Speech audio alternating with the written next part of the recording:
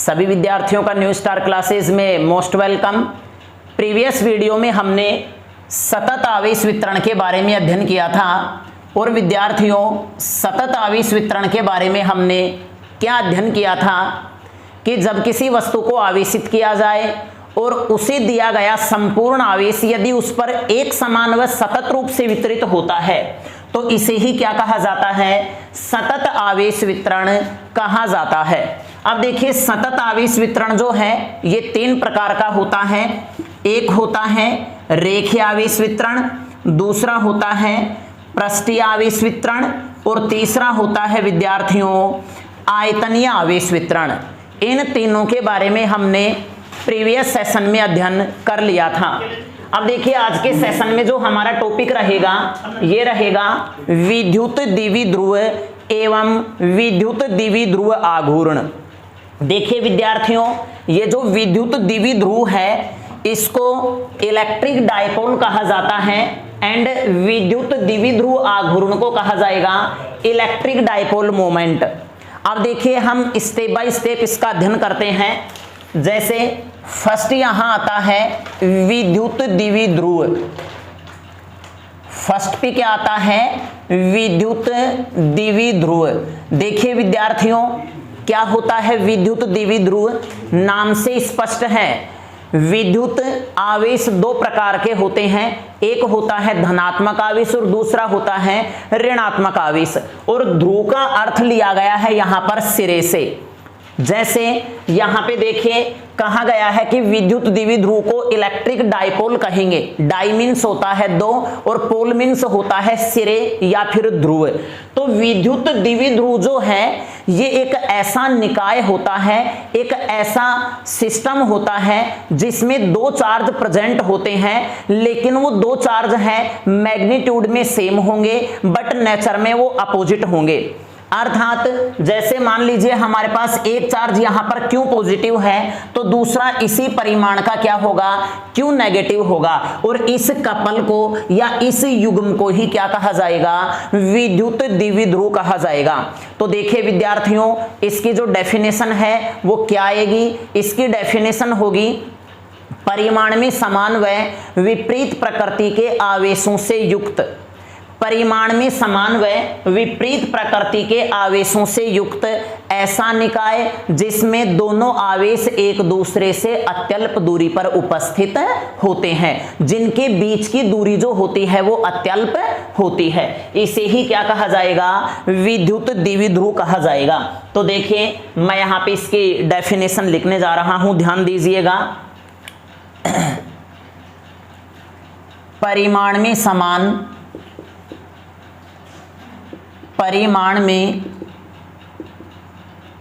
समान व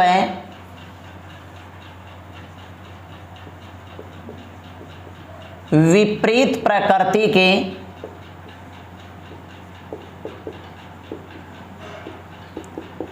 आवेशों का ऐसा युग्म जिसमें दोनों आवेश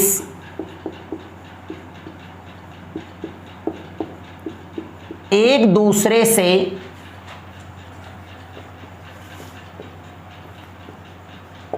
अत्यल्प दूरी पर स्थित हों, विद्युत द्विध्रुव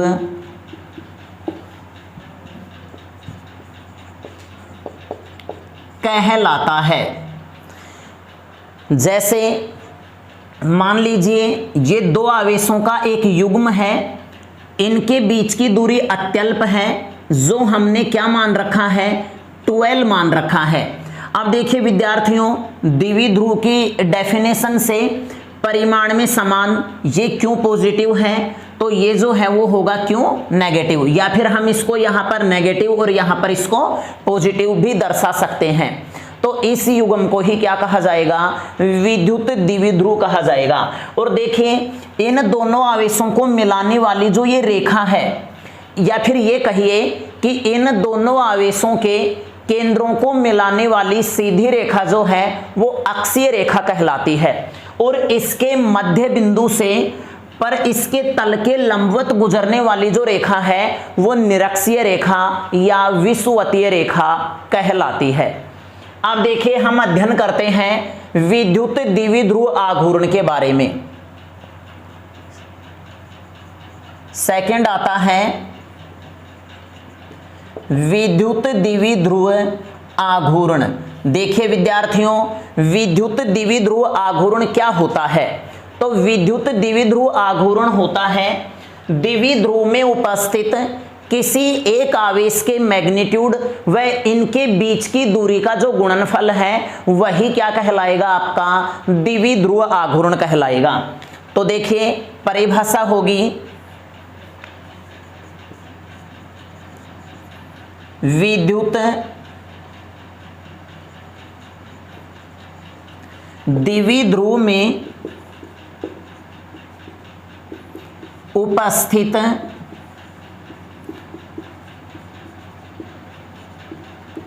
किसी एक आवेश के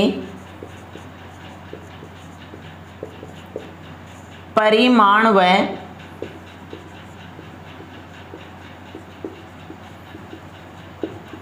उनके बीच की दूरी के गुणनफल को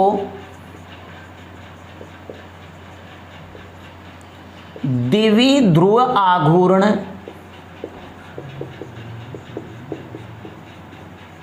कहा जाता है।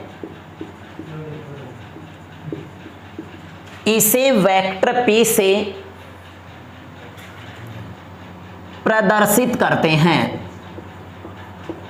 इसे वेक्टर P से प्रदर्शित करते हैं। अब देखिए विद्यार्थियों, इन दोनों आवेशों के जो बीच की दूरी है वो हमने कितनी मान रखी है? स्मॉल 12 मान रखी है। तो देखिए यहां लिखते हैं यदि द्विध्रुव में उपस्थित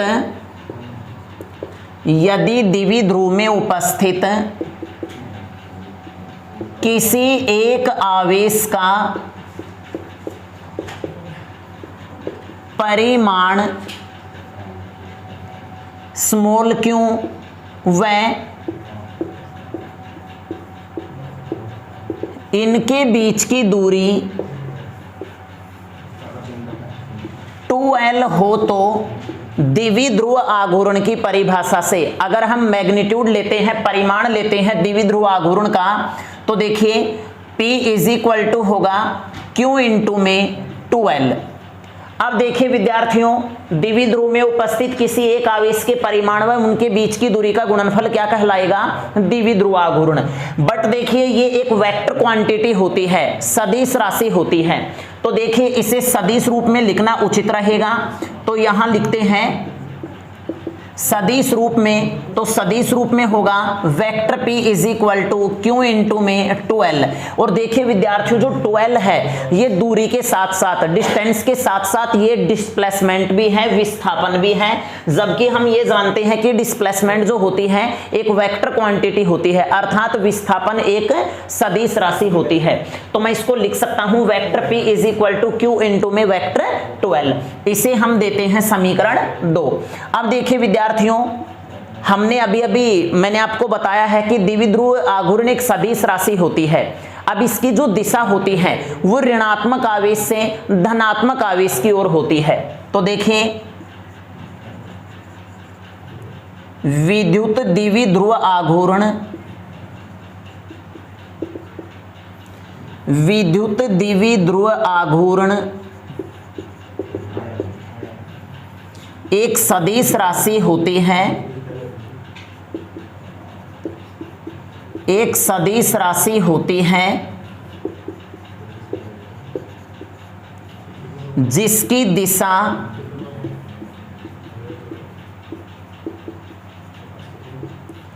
ऋणावेश से धनावेश की ओर होती है।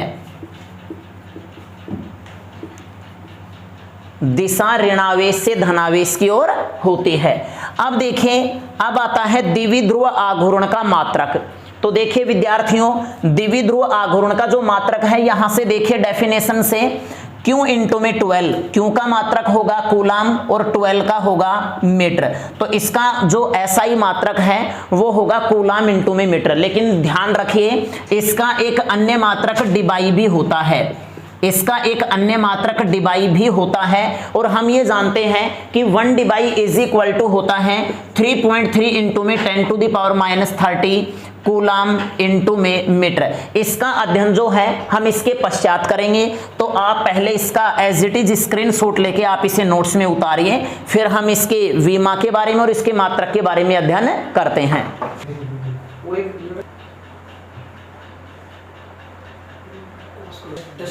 अब देखिए द्विध्रुव आघूर्ण के मात्रक के बारे में देखते हैं विद्यार्थियों।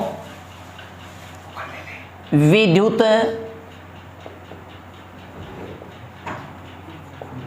द्विध्रुव आघूर्ण का SI मात्रक, सिस्टम इंटरनेशनल यूनिट जो है इसका, वो होगा, आवेश का मात्रक होगा कूलाम और दूरी का होगा मीटर। तो इसका मात्रक होगा कूलाम इंटू मीटर। अब देखिए विद्युत द्विध्रुव आघूर्ण का विमा सूत्र, विद्युत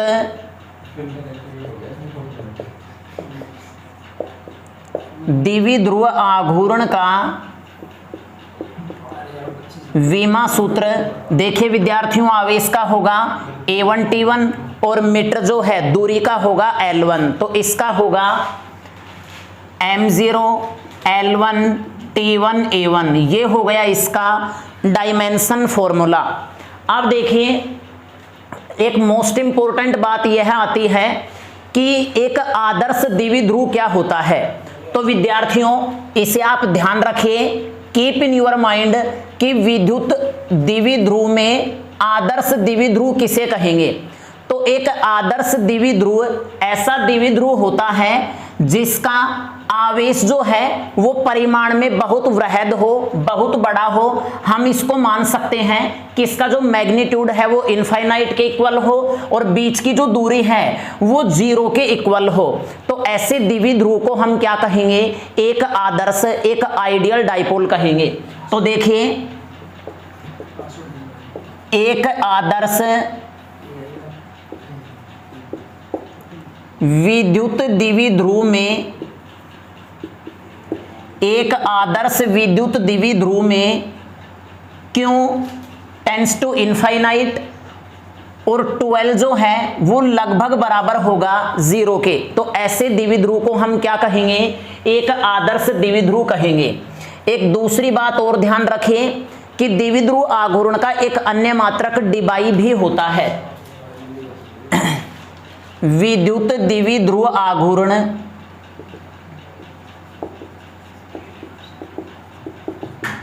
का एक अन्य मात्रक डिबाई भी होता है। और ध्यान रखिए 1 डिबाई इज इक्वल टू होता है 3.3 इंटू में 10⁻30 कूलाम इंटू में मीटर। तो देखिए विद्यार्थियों ये आज का जो अपना टॉपिक था ये था विद्युत द्विध्रुव व द्विध्रुव आघूर्ण। एक बार फिर से ध्यान दीजिए, विद्युत द्विध्रुव किसे कहेंगे, परिमाण में समान व विपरीत प्रकृति के आवेशों का ऐसा युग्म जिसमें दोनों आवेश एक दूसरे से अत्यल्प दूरी पर स्थित होते हैं, एक दूसरे के समीप स्थित होते हैं। इसी युग्म को क्या कहा जाएगा, विद्युत द्विध्रुव कहा जाएगा। और द्विध्रुव में उपस्थित किसी भी एक आवेश के परिमाण व उनके बीच की दूरी का जो गुणनफल है उसे क्या कहा जाएगा, द्विध्रुव आघूर्ण कहा जाएगा, जिसे डाइपोल मोमेंट भी कहेंगे। इसका मात्रक होता है कूलाम इंटू में मीटर और इसका जो एक अन्य मात्रक होता है वो डिबाई भी होता है। और एक डिबाई इज इक्वल टू होता है 3.3 इंटू में 10⁻30 कूलाम इंटू मीटर। साथ में ध्यान रखें द्विध्रुव आघूर्ण एक सदिश राशि होती है, एक वेक्टर क्वांटिटी होती है जिसकी डायरेक्शन नेगेटिव से पॉजिटिव की ओर होती है, ऋणावेश से धनावेश की ओर होती है। अब देखिए इसके पश्चात हम अध्ययन करेंगे द्विध्रुव की भौतिक सार्थकता, कि द्विध्रुव जो टॉपिक है इसकी हमें आवश्यकता क्यों पड़ती है, इसकी जो फिजिकल सिग्निफिकेंस है, आवश्यकता है, वो क्यों पड़ती है। तो देखिए द्विध्रुव की आवश्यकता इसलिए पड़ती है, ये वैसे डेरिवेटिव फॉर्म नहीं है, इसका जो थ्योरेटिकल पार्ट है समझने का ध्यान दीजिए। जैसे मान लीजिए हमारे पास ये कोई HCl का अणु है। अब देखिए विद्यार्थियों HCl के अणु में एक परमाणु तो यहां हाइड्रोजन है और एक यहां पर क्लोरीन है। अब देखिए वास्तव में क्या होता है कि किसी अणु में उपस्थित संगत धनावेश का आकार अपने संगत ऋणावेश के आकार से छोटा होता है। तो देखिए मैं इसको इस प्रकार से लिख सकता हूं विद्यार्थियों, ये H+ है, ये Cl- है। तो देखिए इसका आकार इस प्रकार से हो गया। अब देखिए इस हाइड्रोजन परमाणु में उपस्थित जो धनावेश का केंद्र है और क्लोरीन परमाणु में उपस्थित जो ऋणावेश का केंद्र है वो संपाती नहीं होते हैं, अर्थात इन दोनों की स्ट्रक्चर में सिमेट्री नहीं पाई जाती है। तो ऐसे अणुओं को हम क्या कहेंगे विद्यार्थियों, ऐसे अणुओं को हम कहेंगे अध्रुवीय अणु, सॉरी ऐसे को कहेंगे हम ध्रुवीय अणु, अर्थात ऐसे अणु जिसके दो पोल होते हैं, एक हो गया पॉजिटिव और दूसरा हो गया नेगेटिव। इसके धनावेश का जो गुरुत्वीय केंद्र है इसके ऋणावेश के गुरुत्वीय केंद्र के ऊपर संपाती नहीं हो पाता है, इसमें सिमेट्री नहीं होती है। तो देखिए वैसे होता क्या है, ऐसे अणुओं का अपना स्थायी द्विध्रुव आघूर्ण होता है, लेकिन अगर हम संपूर्ण पदार्थ की बात करें तो संपूर्ण पदार्थ में जो ये अणु उपस्थित होते हैं इनकी स्ट्रक्चर अनियमित होती है। तो अनियमितता के कारण पूरे पदार्थ का नेट द्विध्रुव आघूर्ण शून्य हो जाता है, लेकिन जैसे ही हम इनको बाह्य विद्युत क्षेत्र में रखते हैं, इलेक्ट्रिक फील्ड में रखते हैं, तो इलेक्ट्रिक फील्ड के प्रभाव के कारण ये अपना द्विध्रुव आघूर्ण विकसित कर लेते हैं, जिसका अध्ययन हम नेक्स्ट वीडियो में करेंगे। अब देखिए दूसरा होता है विद्यार्थियों अध्रुवीय अणु। अब देखिए प्रश्न ये उठता है कि अध्रुवीय अणु किसे कहेंगे, नाम से स्पष्ट होता है नॉन पोलर, अर्थात जिसका कोई भी पोल नहीं हो। अब देखिए ऐसे अणु कौन से होते हैं, जैसे मैं यहां पे बात करता हूं H2 की, तो देखिए H2 की जो स्ट्रक्चर है वो इस प्रकार से होगी HH। यहां देखिए H2 के एक अणु में हाइड्रोजन के दो परमाणु होते हैं। अब इसके धनावेश का जो गुरुत्वीय केंद्र है हाइड्रोजन परमाणु के अंदर हम बात करें तो एक इलेक्ट्रॉन होता है, इसकी स्ट्रक्चर हम इस प्रकार से दर्शा सकते हैं। देखिए ये हाइड्रोजन परमाणु हो गया विद्यार्थियों, ये इसका यहाँ पे नाभिक हो गया, तो एक पॉजिटिव चार्ज यहाँ नाभिक में है और इलेक्ट्रॉन जो है इसका यहाँ पे होगा। अब देखिए अगर हम दूसरे हाइड्रोजन की बात करें तो दूसरे हाइड्रोजन में इस प्रकार से होता है, दूसरे हाइड्रोजन परमाणु में इस प्रकार से होगा E पॉजिटिव चार्ज नाभिक। अब देखिए अगर मैं इसको इसके ऊपर अध्यारोपित करता हूं तो इसके धनावेश व ऋणावेशों का जो गुरुत्वीय केंद्र है वो संपाती होता है, इसमें सिमेट्री पाई जाती है। तो ऐसे अणुओं को हम कहेंगे नॉन पोलर अणु या ध्रुवीय अणु कहेंगे। तो कहने का अर्थ ये हो गया द्विध्रुव आघूर्ण की भौतिक सार्थकता क्या होगी, द्विध्रुव आघूर्ण के द्वारा हम ये ज्ञात कर सकते हैं कि कौन से अणु पोलर होंगे और कौन से अणु नॉन पोलर होंगे, जिनका अध्ययन हम नेक्स्ट वीडियो में करेंगे। तो देखिए आप इसका एज इट इज स्क्रीनशॉट लेके आप इसे उतारिए और विद्यार्थियों साथ में वीडियो को लाइक, सब्सक्राइब व शेयर करना न भूलें। ओके।